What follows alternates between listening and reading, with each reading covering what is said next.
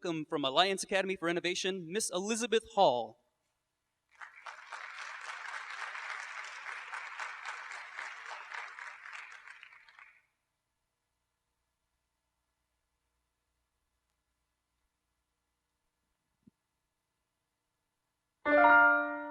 There it goes again. A moment's gone, and I'm too lame to speak. Another wasted opportunity. Always waiting for something to happen, but nothing's gonna happen. Not for me.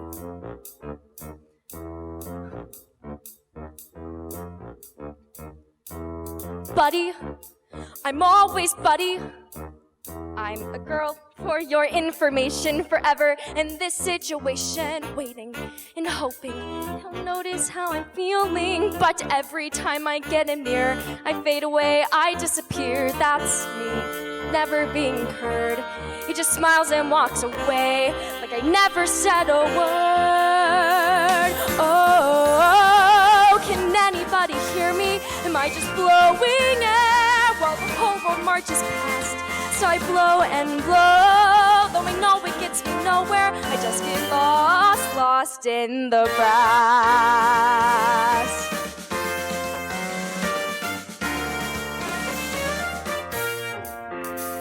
Flutes don't sparkle quite like batons. There's no visual attraction, no stimulus reaction for music. That's all the pretty that I got. I'm special in a quiet way. At least that's what my parents say. Whatever, they were never in the band. Their hair is turning gray. No, they don't understand. Oh, can anybody hear me? I just know I could sparkle on the grass, but my melody can never be heard clearly. I just get lost in the brass. I get so lost in the brass. Listen, I'm not background noise. Listen, I make music.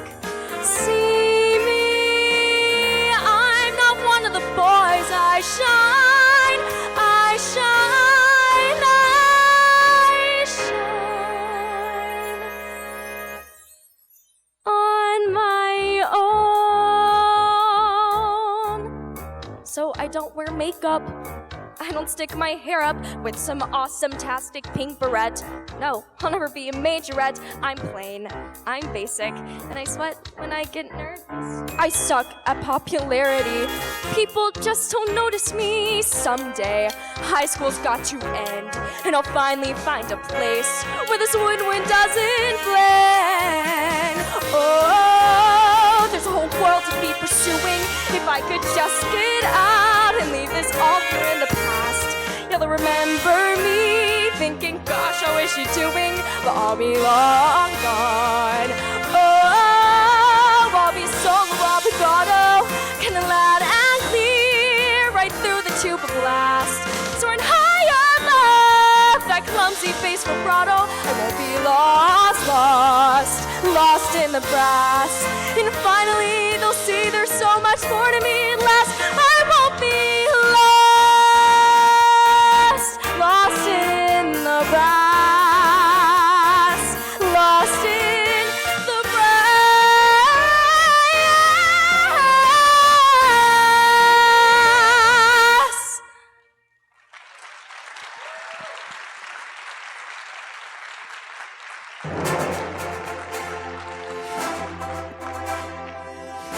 So I'd like to invite all of y'all to my worst nightmare, following somebody with actual talent. That's not cool, but thanks for putting me in this position, y'all. So, wow, that was an amazing, what a performance. That's the grand opening performance of the 2022 State of the Schools. You probably don't know, but Elizabeth is an upcoming sophomore at the Alliance Academy for Innovation, and she was the lead in the summer production of Guys and Dolls here at the Focal Center. So you may also know, or maybe you don't, there is no athletic program or fine arts program at Alliance Academy. So it's awesome that we've got a program here at the Focal Center for those students to obviously show off their talents. So, what else do I have here? I'm just going to tell you, I'm Derek Brooks. I'm the chair of the board. But before we get into my thing, let's give Elizabeth one more round of applause. Thank you, Elizabeth. Okay, so back to me. Welcome to the 2022 State of the Schools. My name is Derek Brooks. I'm the chair of the Forsyth County Commerce Board of Directors, and I'm also a graduate of Forsyth County High School, or Forsyth County. I'm a graduate of South Forsyth High School. Goodness gracious, words are difficult. Thank you for joining us today. We're hosting the in-person element of our program here in the newly built Focal Center, and there's also many online viewers. So the State of the Schools gives Forsyth County's business community and the community at large the opportunity to celebrate the accomplishments of our public school system. And we get to hear about the plans for its future. So as you might be aware, school starts here in Forsyth County in 2 days.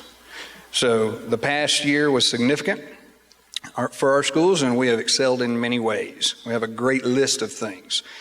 In metro Atlanta County districts and among the large districts in Georgia, Forsyth County Schools has the highest CCRPI score, the highest county graduation rate, the highest ACT score, the highest SAT score, and the highest financial efficiency, which is 5 out of 5 stars. We also need to celebrate that in Forsyth County, 57% of adults have at least a bachelor's degree, compared to 34% of adults in Georgia.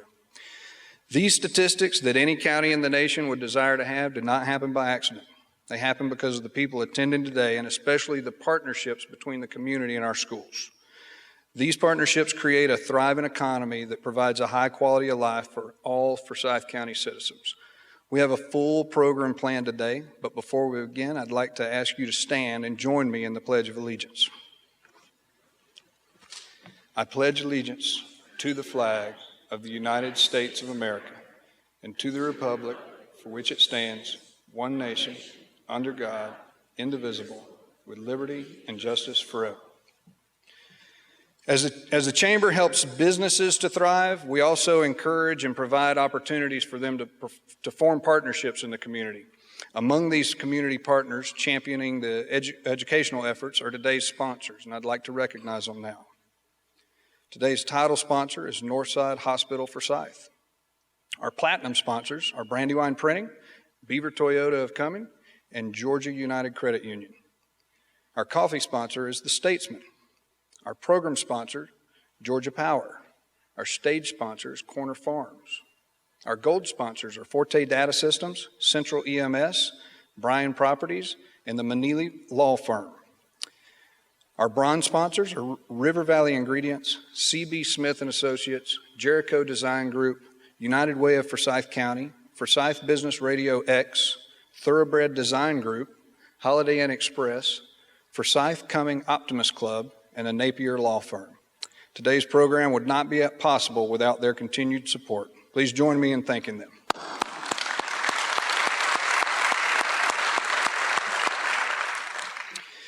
In addition to our presenters today, we're also joined by many elected officials. We have Commissioner Cindy Jones-Mills, Assistant County Manager Dave McKee, Sheriff Ron Freeman, Chair of the Board of Education Wes McCall, Board of Education Member Lindsay Adams, Board of Education Member Tom Cleveland, Board of Education Member Darla Light, Board of Education Member Kristen Morrissey, School Superintendent Dr. Jeff Bearden, candidate for Forsyth County Board of Education District 5, Mike Valdez and Elaine Paget, and congressional candidate Bob Christensen. I'd like to thank you all for your dedicated service to our community. Please give a round of applause for all our community leaders.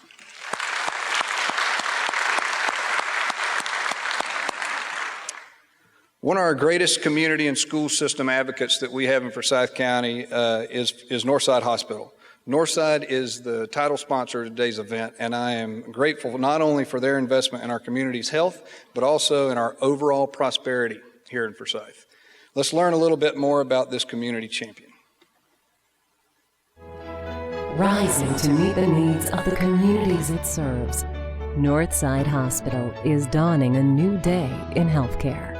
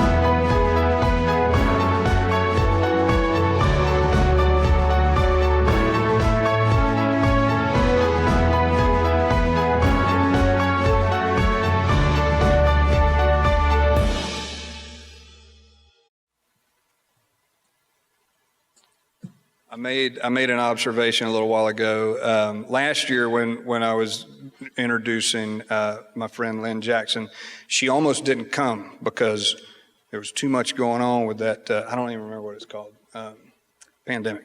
So then today I saw her giving people hugs. It's refreshing. It's awesome. So please join me in welcoming Lynn Jackson, Chief Operating Officer of Northside Hospital Forsyth, for our title sponsor remarks.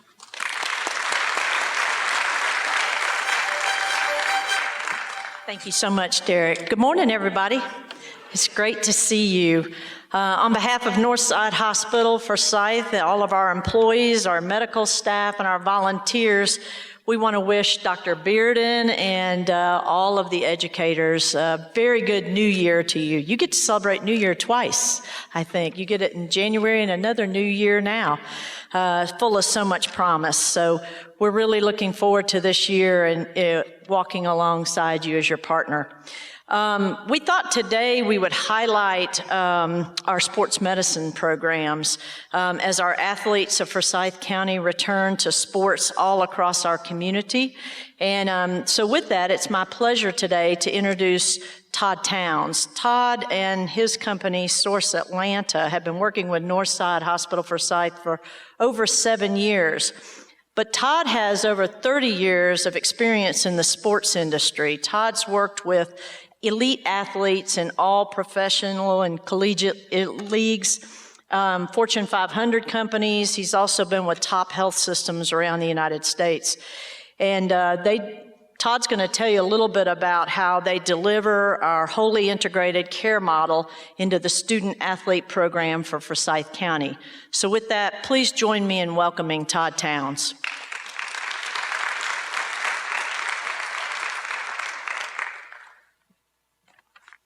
Thank you, Ms. Lynn, and thanks everybody for being here and having me today. I know many of you from having seen you at the schools or having conversations about our program. We started almost 8 years ago. The idea was to take the student athlete and surround the athlete with comprehensive solutions that would enable them to perform at the highest level, regardless of where they were. So at the high end of the spectrum, you've got the orthopedic surgeon. We've got Dr. Steve Fisher, who sits at the top of the spectrum for us. Dr. Fisher, raise your hand just so everybody knows where you are. And I would tell you, if you'll see him on the sidelines somewhere, you'd be surprised at how many games he can get to on a Friday night. He's the best I've seen at making his way across a big county and finding his way so the athletes know kind of who the orthopedic surgeon is at the school. Our approach has always been the team that takes care of the team. So you have the Dr. Fisher, you have Torrance Laurie, who's not here today, but Torrance is a non-op, and then you have a physician's assistant. And all the schools that we cover will know that those three people are available to them throughout the school year and even in the summers. Our boots on the ground are the athletic trainers. So we provide 2 athletic trainers to the high schools that are full-time employees. They work at the schools 12 months of the year. So if you have an athlete that's, in need of some level of rehab that can be done at the school or is just generally trying to find their way, we have athletic trainers that are fully staffed at the school. And we have 3 of the Forsyth County Schools. I see some of the principals here today that we've done business with, and I think they've all been very happy with what we do. And they provide on-campus evaluations and treatment and work throughout the school day so that kids can get treatment on site. And then obviously we have the physician's assistants, the docs, and the orthopedic surgeons. We also have access to all the physical therapy partners in Forsyth County, some of the best. We have relationships with all. And then we have a lot of performance partners, so people that do the cones and ladders and drills, what we call the green light side of training. We have access to that as well. And ideally, we just want the athlete to have access to all the best, and we try to help them understand what those options are, because as a parent, you're going to get inundated with different things, and you don't know what's right or wrong. So we try to help with all of that. One of our really unique pieces is the concussion program that we have, and I know they had some literature upstairs I would highly recommend that you access, but I've learned a great deal since we hired Dr. Dan Cherrick from University of Pittsburgh, or Pittsburgh Medical Center. Dan came to us, and it's really hard when you have concussion-related injuries to identify where those kids belong. And I didn't realize at the time that there are different types of concussions. So if you plug everybody into the same model and just say, kid had a concussion, he's going to the beginning of the spectrum and work down the continuum until he's released, that doesn't really serve the athlete. And what we found out is concussions have varying levels of differentiation and need to be treated differently depending on where they are.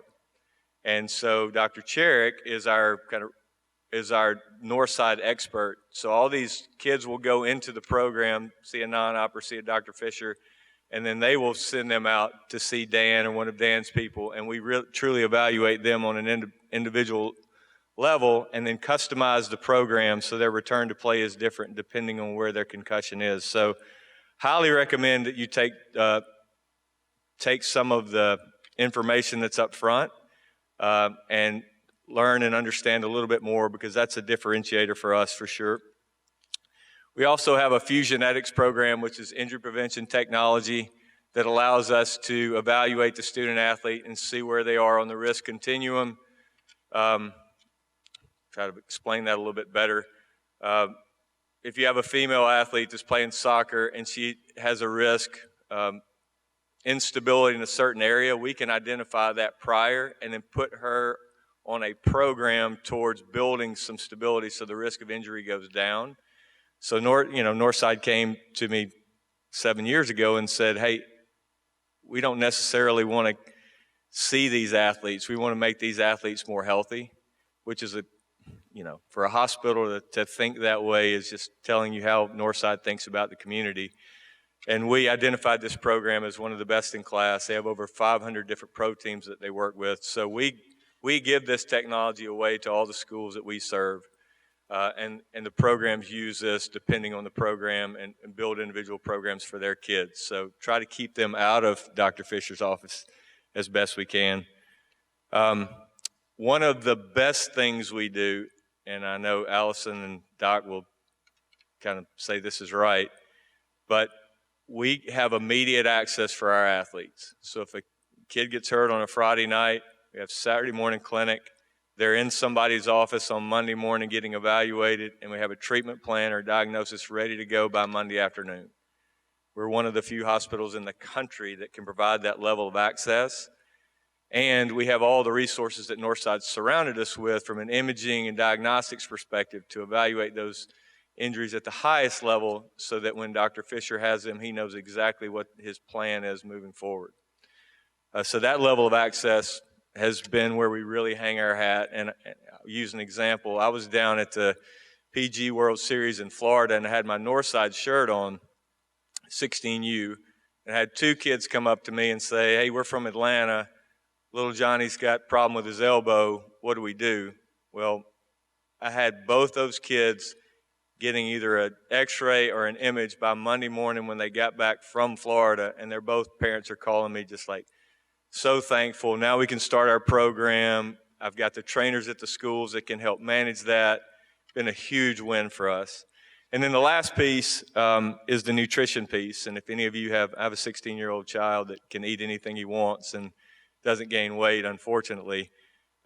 We have a nutrition component where we do one-on-one, one-on small group, can set them up with the teams at the schools, can do sport-specific training, or just individualized, customized training on the nutrition side to serve these athletes. So ultimately, I'm thankful to Northside for winning with a plan that we want to evaluate these athletes and give them the best-in-class service around, regardless of where they are in the continuum.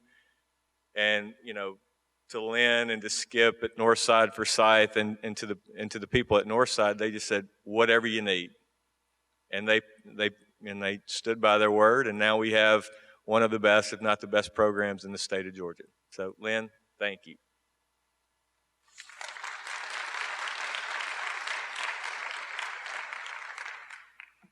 Thank you, Todd. Thank you. Hopefully that was helpful to you. And I know we gave you a little scare earlier this year when we went through that little issue with Blue Cross Blue Shield, had a little contract problem, but no worries. That's all been worked out, and we have a multi-year contract in place, so now you can relax. Of course, we really appreciate when you trust us as your healthcare provider, but we also really value our partnership with the school system, and we've been a long-time partner in education, and that's very, very important to us. But we know that our school system would not be where it is today if it were not for the support of many community partners, some that you've already heard about today.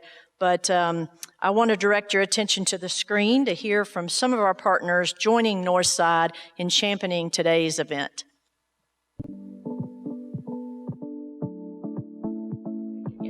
My name is Ken Shanowski, and I'm the Business Development Manager at Georgia United Credit Union. Georgia United Credit Union is the largest educators credit union in the state of Georgia.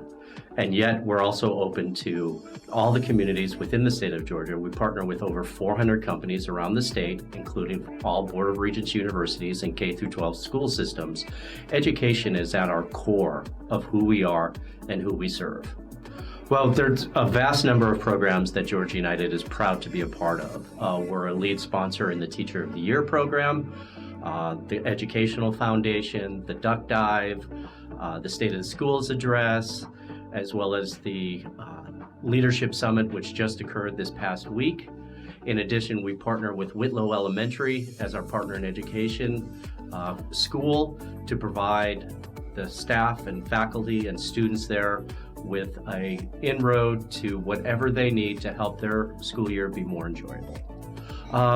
Being a retired educator myself, and also the father of an educator, one of the things that I find most enjoyable about Forsyth County Schools is the positivity.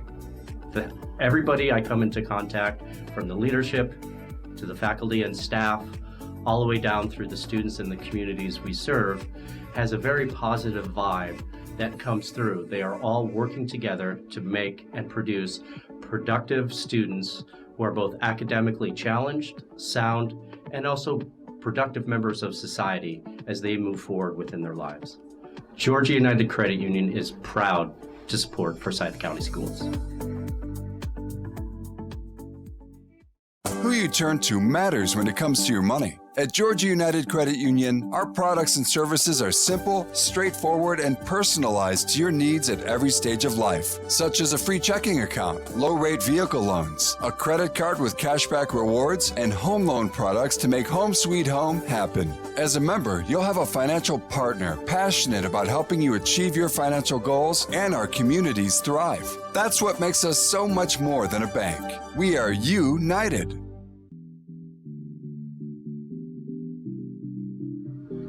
My name is Derek Brooks. I own Brandywine Printing here in Forsyth County. We've been here since 1982. My dad started the company here. In 1982, I was a student in Forsyth County Schools. So I'm a proud graduate of South Forsyth, and I've lived here all my life. So to see how our school system has evolved in those years really gives me something to be proud of. Alliance Academy really changed the face of what I believe school was always going to look like. So a career academy here in our community is a fabulous idea. And I guess it was, I don't know, 9 years ago, Valerie Lowe called me and asked if I could help design a print shop in a school, and I jumped on that one. So she called me several years later and said, hey, we did it. It's there, and we got all the stuff you said we needed, and I want you to come check it out. And so since then until now, we've been super involved with Alliance Academy, especially in the graphic design pathway, and their print shop there is fantastic. There are print shops who start up today who are not as well equipped as that print shop. So we're super proud to be involved with that process. My daughter's a graduate of West Forsyth, so I literally saw what it looked like to be a student some years ago, and then to see what my daughter's experience was more recently, and comparing those two is way different because we've improved so much as a school system. So I'm super proud of our school system for that reason. Brandywine Printing is a proud supporter of Forsyth County Schools.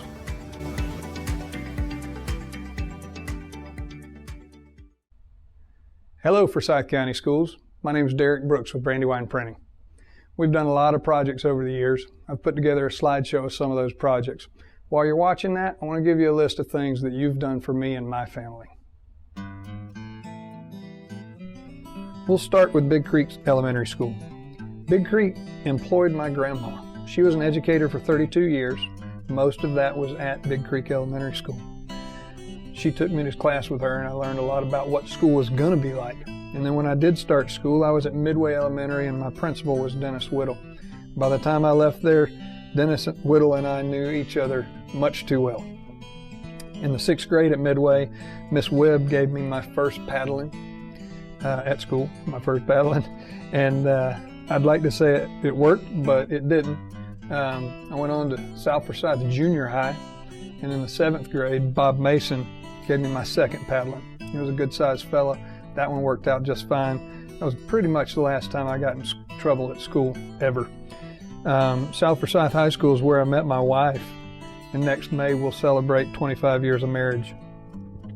Not long after we graduated, we got married and had a baby, and then she went to Midway Elementary too. And Fonda Harrison and then Todd Smith led the team that led my daughter. She went from there to Vickery Middle School, where she learned her passion for music. She went on to hone her musical abilities and her leadership skills under Heather Gordy at West Forsyth High School. Since then, she's acquired her music education degree, and she's currently teaching music at the middle school level down in South Georgia. All of these things would not be possible if it weren't for Forsyth County School System. So just allow me to say thank you.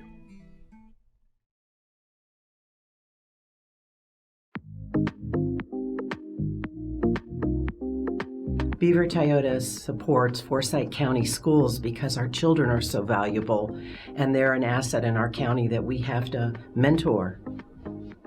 We're involved in two different aspects with the schools. One is, not long ago, Dr. Bearden suggested that a business adapt a school in a neighborhood near them, and we did so with Mashburn Elementary.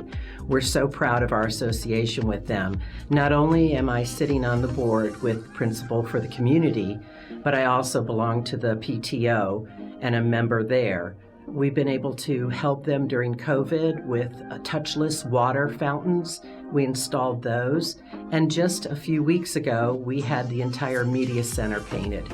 So we really take it to heart and make it important to us that we adopt them, take care of them, and whatever their needs are that can't be met in other manners, we're there for them. The second portion that we prosper in and try to really make happen is our exclusive educator pricing for our educators who are our superheroes in our community. We have special pricing on new and used cars. We also give them $500 towards the school that they work for. And this is any educator, anybody that's part of the education program.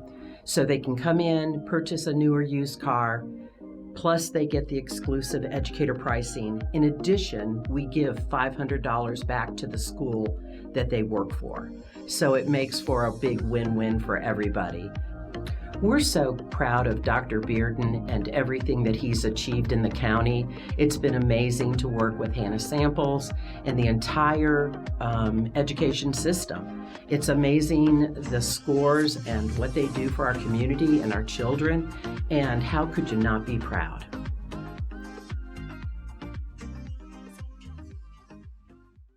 It was love at first sight for sure. From the moment our Beaver Toyota journey began in Cumming, we fell in love with the Forsyth County school system. Both the leadership and the educators are truly special, and they are a fine model to follow for so many school systems across our nation.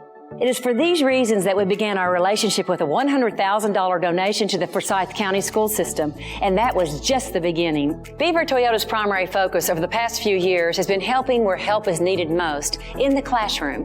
Whether we're sponsoring the travel for an award-winning robotics team, numerous sports teams, athletes of the year, or simply adding touchless water fountains to one of the older schools in the county, we do all we can to be by the side of these working tirelessly every day.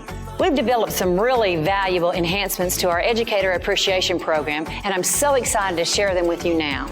The first major announcement is regarding the pricing you pay on all new and pre-owned vehicles. No more flat discounts. If you're an educator, you'll buy and service your vehicles for the same price as our 220 employees.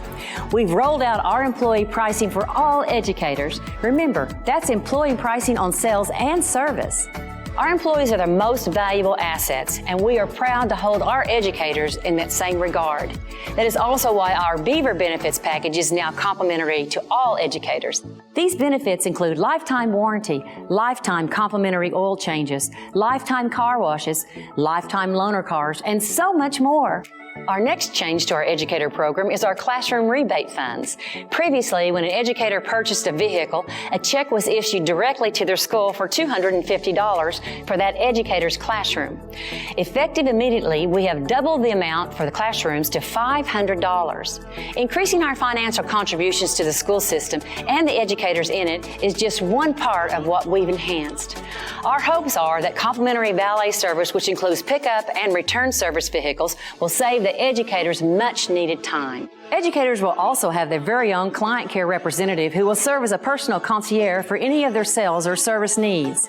We've even created our Heroes phone line. This dedicated phone line goes directly to our team members to handle your every need.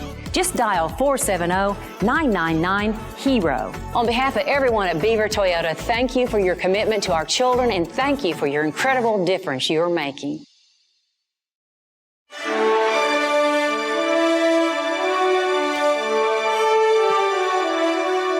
Thank you, Lynn and Todd, and thank you again to all of our supporters.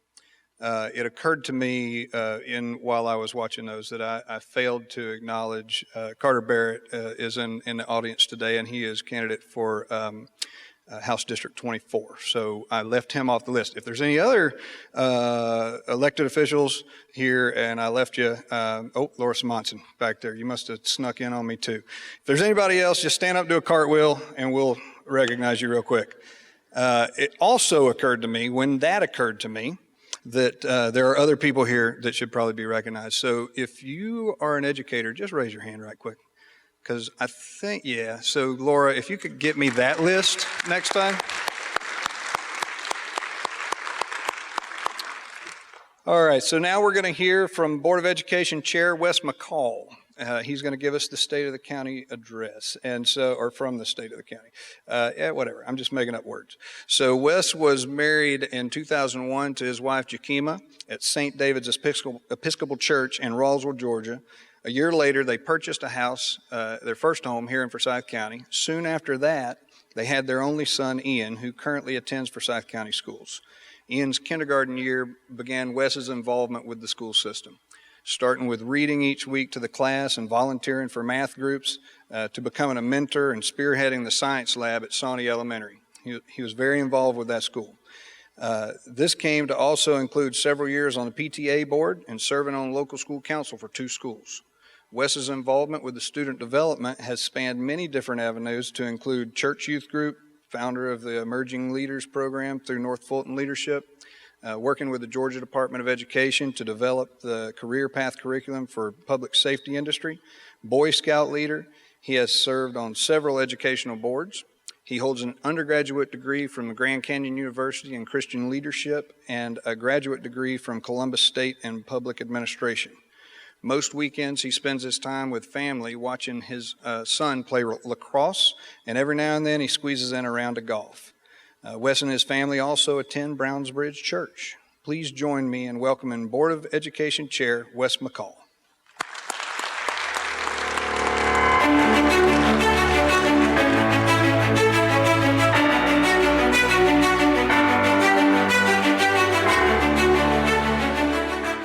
Thank you, Derek, and thank you to our sponsors. We could not do this without you. So good morning, and welcome to the Focal Center.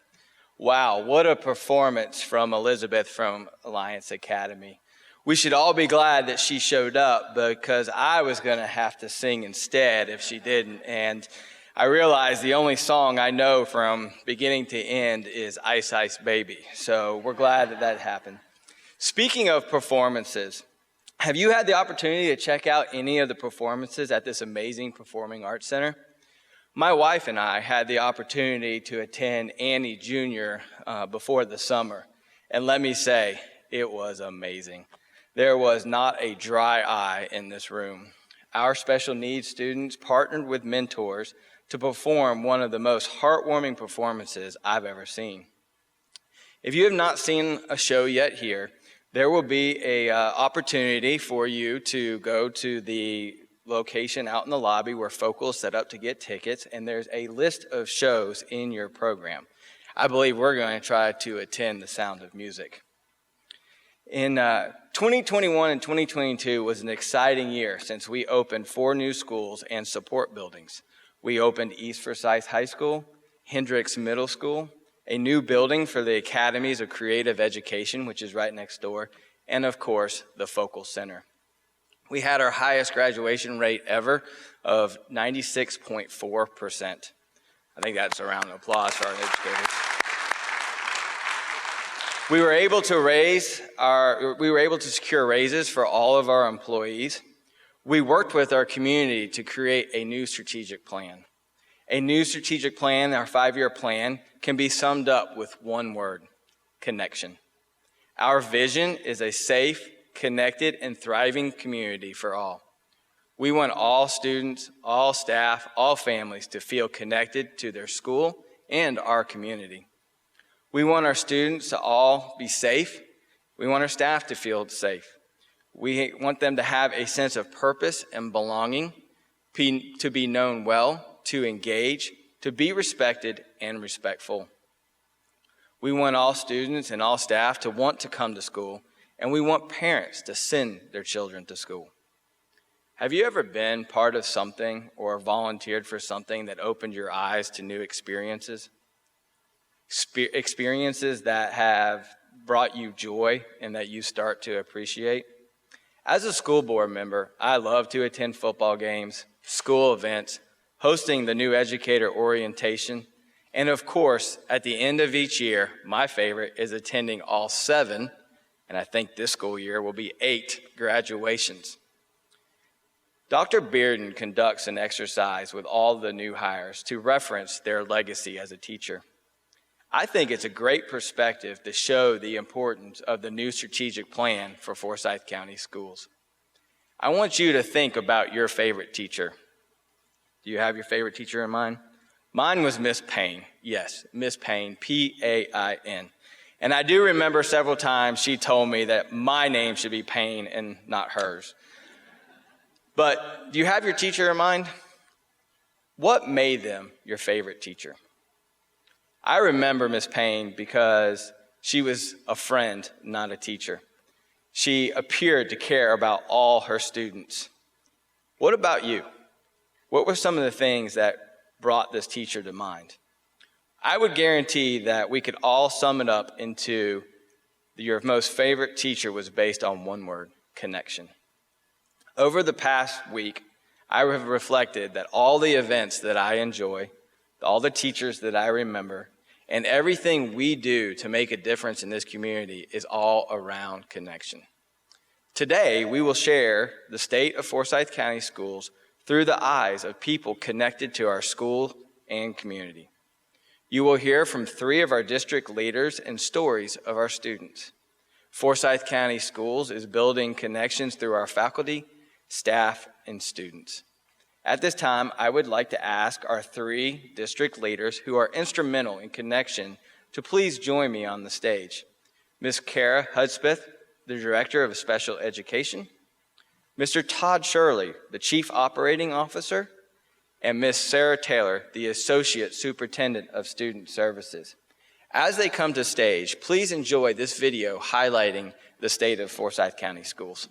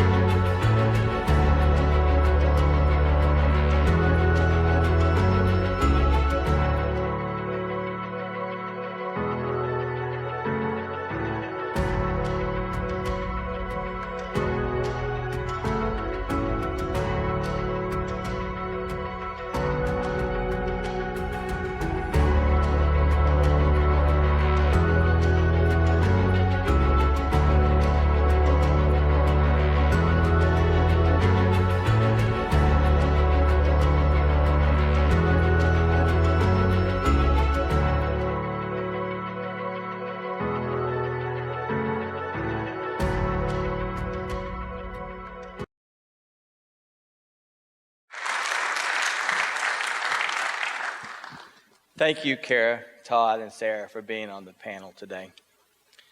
As I mentioned before, my favorite events of the year are the graduations of our seniors. You can see the board members have a seat on the stage.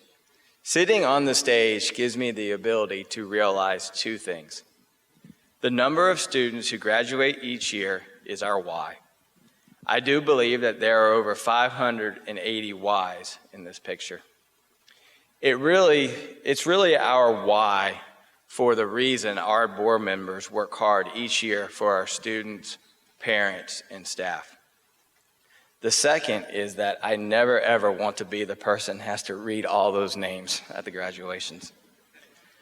This is a photo I snapped from the stage at the 2022 South Forsyth High School graduation. Upon first glance, it looks like your typical graduation photo filled with smiling faces ready to celebrate their successes, get their diploma, and move on to the next stage of life. However, after the ceremony, I looked a little more closely and I saw something else. This is Maddie and her 101 parapro, Miss Higgins, on the left over here. Maddie flourished under Miss Higgins' care and was able to participate in this formal graduation because of the relationship built by Miss Higgins. Maddie trusted and was supported by Miss Higgins and had the opportunity to celebrate this huge milestone with her by her side. Miss Higgins is a great relationship builder with a huge heart and will be a full-time special education teacher this upcoming year at West Forsyth High School. This is what our teachers do. This connection is a result from Miss Higgins, who cares, is passionate about serving her students, and will provide a shoulder to those who they want to be helpful, they want to be successful. Kara, will you give us an overview of the current state of special education in Forsyth County Schools? Sure. Special education here in Forsyth County now serves over 7,000 students, and we have seen growth, just as other programs have, of about 200 students with disabilities annually over the last 5 years or so. So with that growth, we have added a rate of about 12 specialized instruction classrooms each year. Starting the 22-23 school year, we will be adding 17 new specialized instruction classrooms. So we've been really strategic in partnering with human resources to ensure that we are finding the best and the brightest new teachers to be able to support our growth, and we really have done that. I had an opportunity to spend time with those new teachers at our new teacher induction last week, and they are so energized and just ready to support our students on day one. So we're very excited about that. That's great. Were there any new initiatives implemented in 2021 and 2022, and what were the results? Yes, absolutely. So coming out of the pandemic, well, hopefully out of the pandemic, as a department, we really spent time talking about what makes the learner experience special for our special education students. So what's different for those learners, and how can we ensure that we are providing something special for our learners? So as a department, we organized into different committees in the areas what is known as IDEAs, and that stands for intervention, data, eligibility, accessibility, and self-advocacy. So each one of those groups was tasked with looking at their respective area, looking at our strengths as a district. What tools do we have to provide intervention for students to ensure that all of our environments are easily accessible regardless of physical need or disability, to ensure in the area of self-advocacy that our students know they have a voice in their education experience and they know how to access that and communicate that with their teachers. So we'll continue that work this next school year. We're bringing in teachers to ensure that everybody understands the tools that we can provide to the schools. With an increased focus on literacy throughout the district, the state, and the country, what impact has that had on your programming? So we have spent a lot of time partnering with the Teaching and Learning Department and Student Support Department to really level set our ideas behind what true reading instruction should look like at our elementary level specifically. We brought in an expert in the area of intervention, Dr. John O'Connor, to provide training and support to us. John has been instrumental in working with the dyslexia legislation that's coming out, so we felt like that connection would be really beneficial for our school leaders to hear. And it was so well received that we took that information and provided training to all of our elementary staff members. Along with that training, we'll be implementing new tools for determining reading deficits and really intervening on those specific skills. So continuing work in that area this school year. I got one more question for you. With these new initiatives and many new educators to the district, have you implemented any additional professional learning? Yes, we have. So we're constantly surveying teachers and looking for ways to reach them as we grow and change and get new educators. So we've developed a cohort in our department that will span the entire school year, and we will be covering things within our IDEAS initiative as well as compliance, early literacy, and working with our professional learning teams on what teachers really need to ensure a specialized experience for our special education students.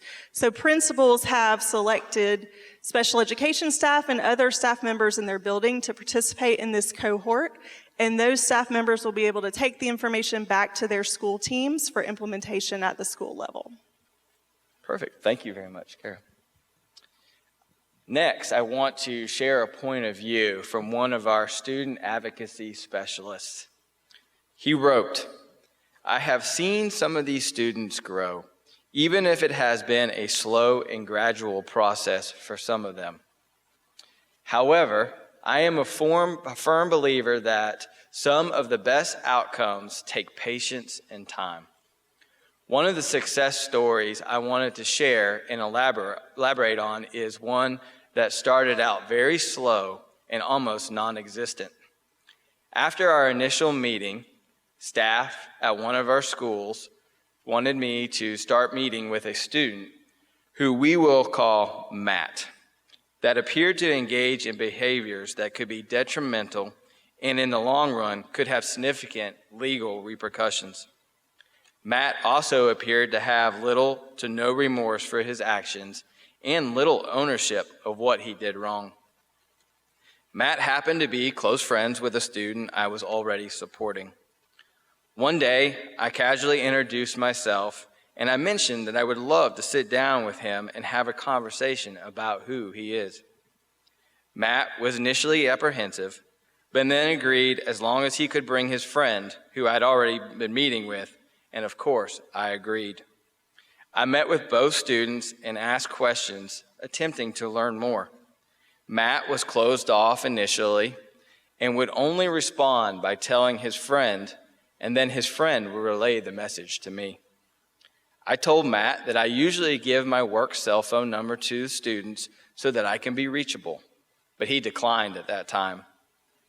We met a couple of more times. Matt was still reserved and would not elaborate on details. A couple of weeks later, Matt reached out to me via text, stating, "Hey, I asked for your phone number from my friend. Can we meet?"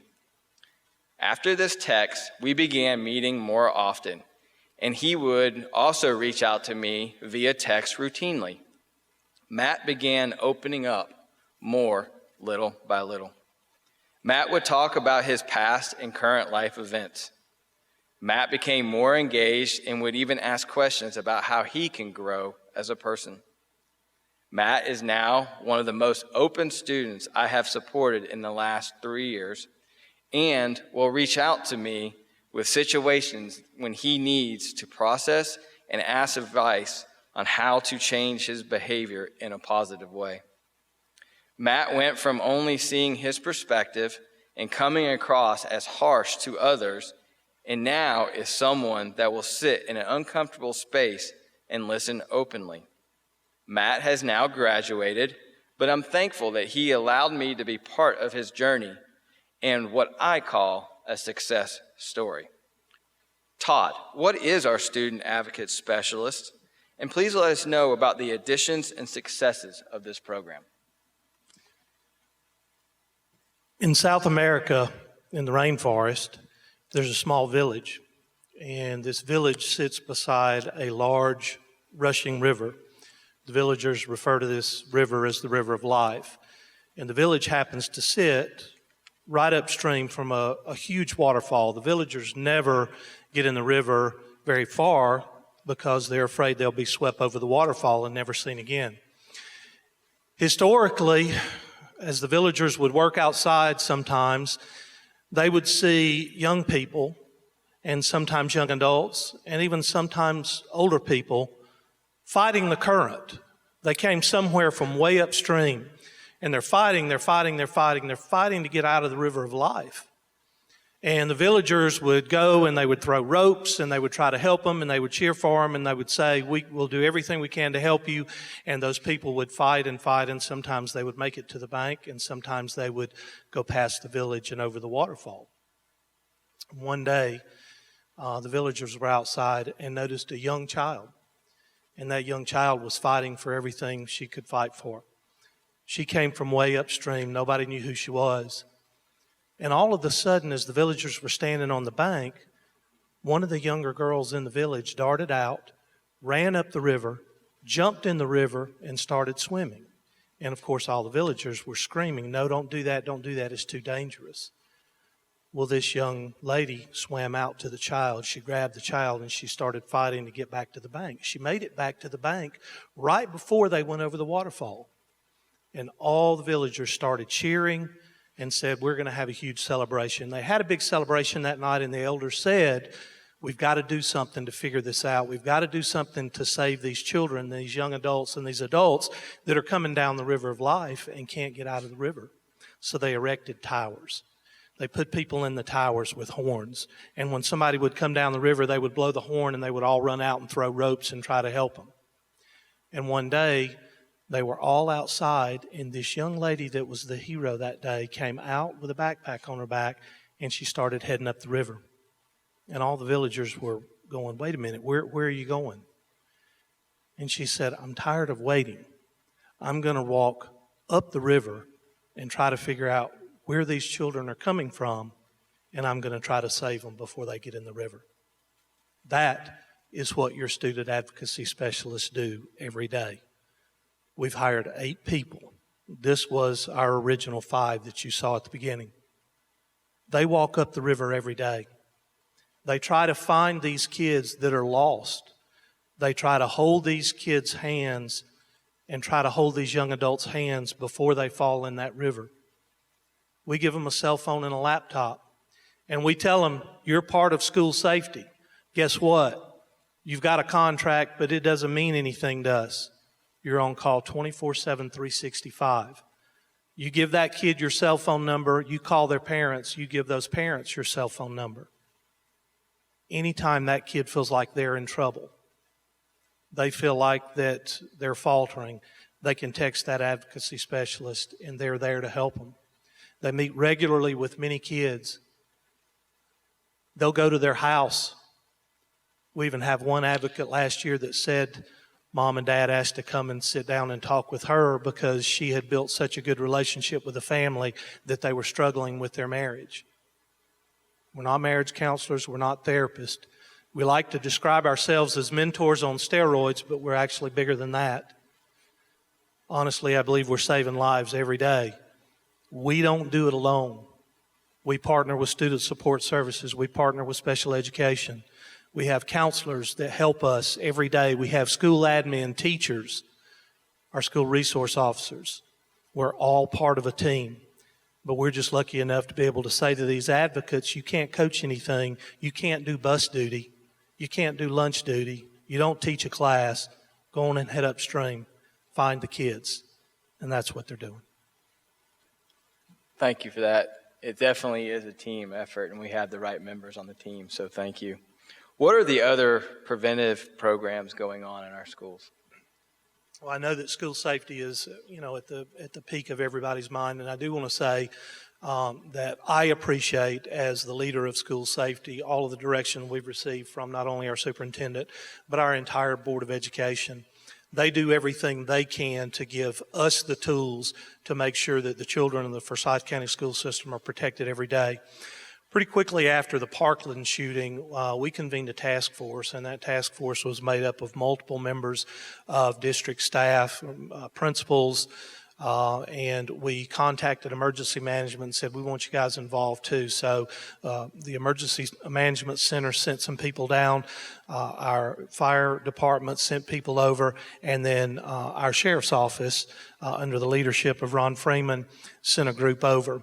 And we said, go audit our schools and let's figure out what we need to do to improve. So some of the things that I would tell you about here came directly out of that task force meeting and directly from the support of our Board of Education. You'll notice that as you enter our schools, in all of our schools, you're kind of contained in a vestibule area. You have to be checked in and buzzed in. We invested tons of money and worked with our facilities department and engineers to make sure the front entries to our schools are as safe as they can possibly be, not only for our students, but also for our staff. We invested in the most robust visitor entry system called Raptor in the United States. That's why when you go in, you have to plunge your driver's license and be checked. And if you don't do that, then we don't let you in our schools. We have invested and are currently running about 2,700 cameras in the district. Now, a lot of times people think of cameras as being reactive. We're trying to use our cameras proactively. We have stationed in all of our front offices with our front office receptionists large screen TVs, and we put perimeter camera images on those TVs so that they can assist the administrative team and watch what's going on the perimeter. All of our admin teams have access to the cameras. SROs have access to the cameras.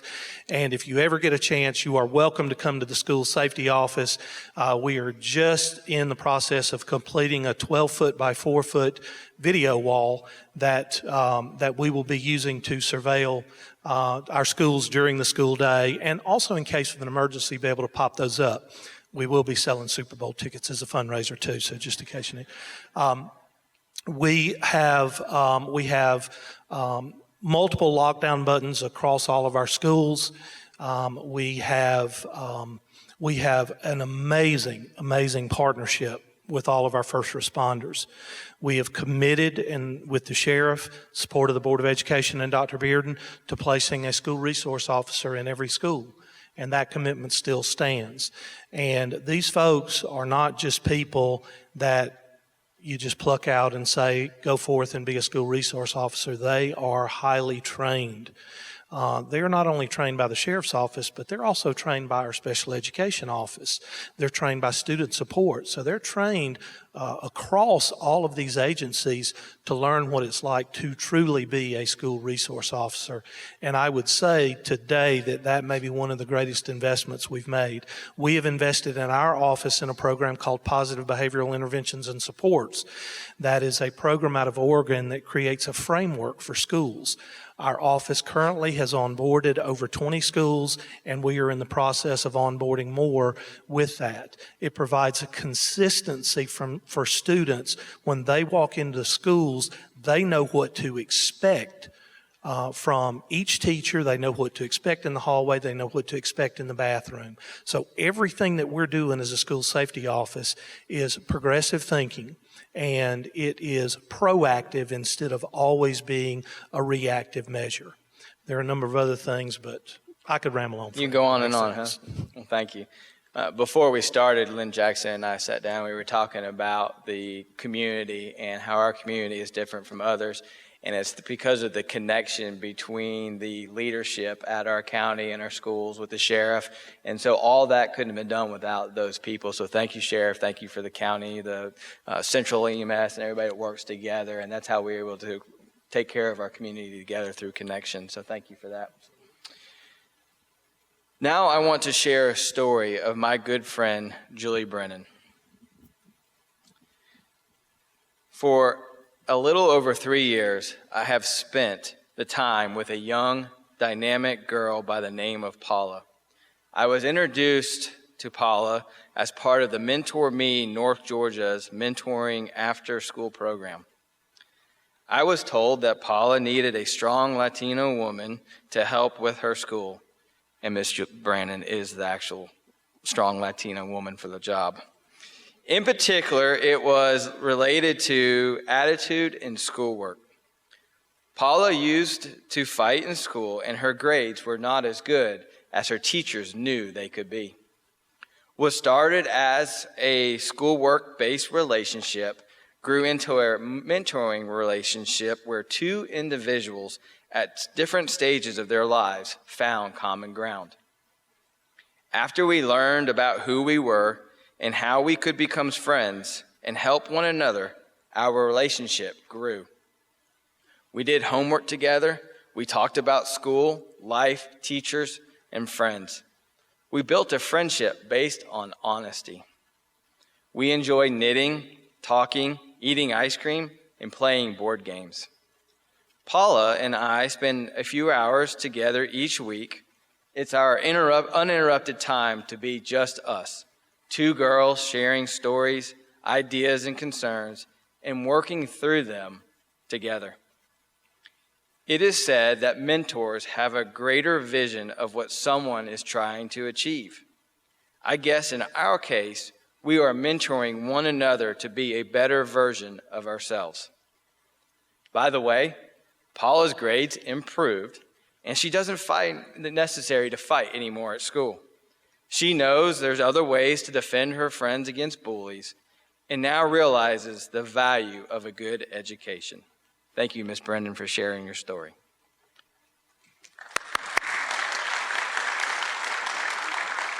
Sarah, like all areas of life, our student services were greatly impacted by the pandemic, both directly and indirectly.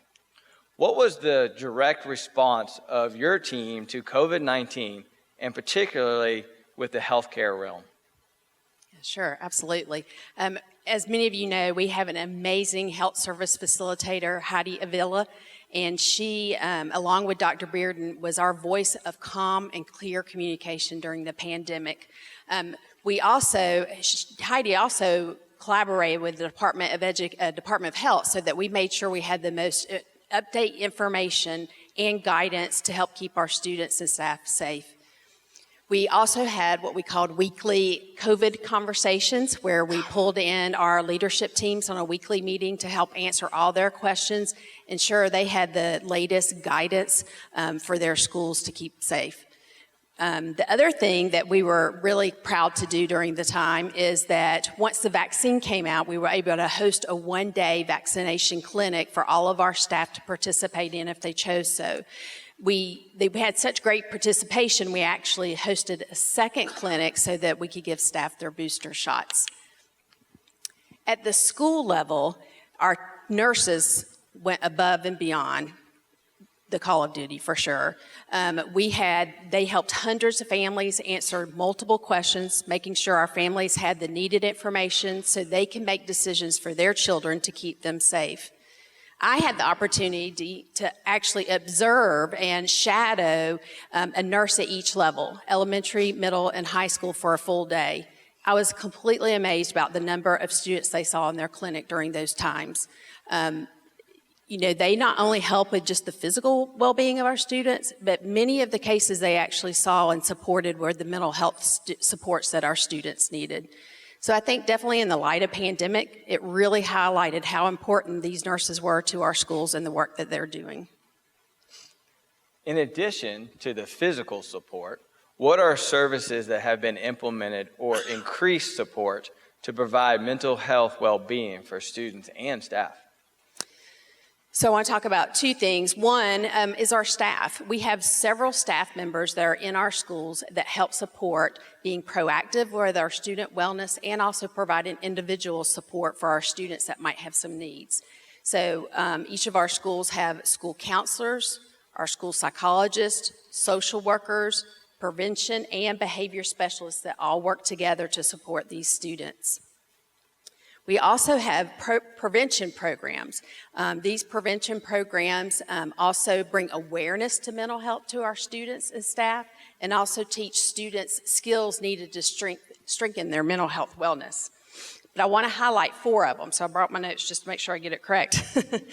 So Sources of Strength is a program that we provide to many of our schools, and it's really based on creating a sense of belonging and connecting. When we've heard those words multiple times today, and that's our new vision, is the connection to our students and staff. Sources of Strength has a K-5 curriculum that our counselors utilize. But now in the 6th grade through the 12th grade, we actually recruit peer leaders and adults to also be their advisors, and they help champion the messages that we provide in the program, again, to help our students feel like they're belonging and they're connecting to their school community. The main heart of Sources of Strength is it's a wellness program that can be accessed by our students, our staff, and our families. We also have trauma-informed school training, which provides all of our professionals with the understanding of the science of childhood trauma and resilience and how that plays a part in learning and social. So we have Signs of Suicide also, which is in our 7th and 9th grade that we introduce, which allows us to teach our students what the relationship is between depression and suicide. We also encourage students to find a trusted adult in their building if they have concerns about their own well-being or maybe the concerns about a friend's well-being. And then our 4th one is we also provide youth mental health first aid training for staff. It teaches the staff that we work with, the people who work directly with our students, how to identify, understand, and respond to mental health challenges or substance use that our students may be dealing with. Even beyond these programs, one of our areas that we support is we try to break down the barriers that our students and staff may have to access mental health services and supports. So we work closely with our community to make sure our students have access to quality providers. We help address students that might have difficulty with the cost of those services or possibly transportation. We've also received several grants from our community. For example, Browns Bridge, United Way, and also some additional federal grant funds that really help us take off some of that burden that families might have with some of those cost factors. But we will continue to look for ways to help support just the ongoing mental health of both our students and our staff. For our employees, we have an employee assistance program where our staff can access counseling sessions to help with their own needs. And so we're super excited just to continue those supports for all students and staff. Yeah, in Forsyth County, we are very fortunate to have community resources that can help our schools. What are some of those resources and additional maybe programs that they offer, and are there ways that the community can get involved? Absolutely. So we have services and supports that we really encourage our families and our community to get involved in. One of them is our Total Collaborative Wellness Program. We started this several years ago in hopes that we were going to collaborate and engage our community to help support the growth of our students and for them to have a balanced and successful life. We've grown and expanded on that, and so we always encourage for new members to join us in that work. We also have all of our schools work to bring in community members to be volunteers in their schools. Many of our schools host events or special days. For example, they have Wellness Wednesday in some of our schools. And when they have those types of days, they invite volunteers to come in and share their passion with students around wellness activities that they have knowledge about. So you might walk into a school on a Wellness Wednesday and you might see several different options that students could choose from. So they can choose from how to journal, outside bird watching, to they have how to balance their checkbook. And then also, of course, in any areas that creating music or your favorite podcast list. So all these to help students have a well balance of well-being. But last but not least, I want to put in a plug for our mentoring programs within our schools. We know that mentoring is vital to students making good decisions and making correct direction to help improve their academics and their social. So the only commitment to be a mentor is we ask that you attend a 1-2-hour training. We do a background check, and then we also ask that you commit 30 minutes a week to meet with your mentee during the school hours. So again, we really encourage individuals, our businesses, our faith-based organizations, and our community to really help provide additional mentors in our schools. Yeah, I think the numbers before the pandemic were really awesome and supportive, and we just have to rebuild that. So thank you. Back in 2010, I signed up to be a mentor, and it was one of the greatest things I have ever done. If you would like to sign up for a mentor, please let me know. We can make that happen. It may be a connection that will impact the next generations to come. Please join me in thanking Kara, Todd, and Sarah for their dedication and information they shared today.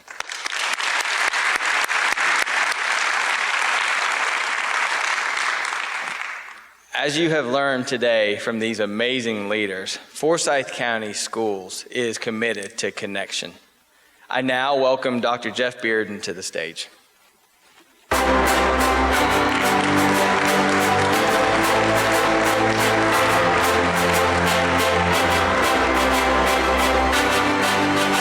I think it's still morning. Yes, good morning. I just want to clear something up. If you're watching the video and you notice how quickly those buses were leaving the parking lot, we really don't drive them that fast.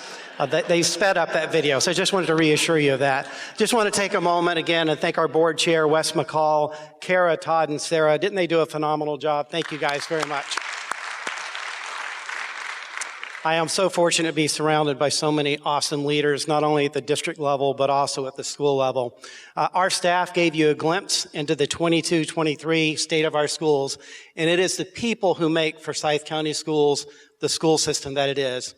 And we appreciate the opportunity to share some of these dedicated individuals and their incredible work with you all today.